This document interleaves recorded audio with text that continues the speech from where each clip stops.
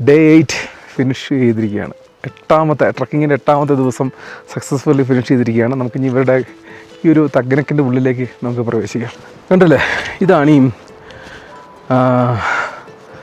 Solar കൊണ്ട് മറ്റേ വെള്ളം ചൂടാക്കണ ഒരു സെറ്റപ്പാണ് കേട്ടോ. അത് കണ്ടോ, കെട്ടിൻ്റെ അകത്ത് വെള്ളം നിറച്ചുകൊണ്ട് വയ്ക്കും, എന്നിട്ട് അത് സോളാർ പവറിൽ ചൂടാവും.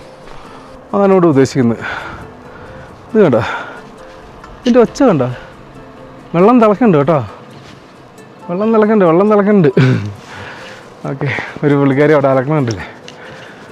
അങ്ങ് കാണുന്നതാണ്, അവിടെയാണ് നമ്മൾ താമസിക്കേണ്ടത്.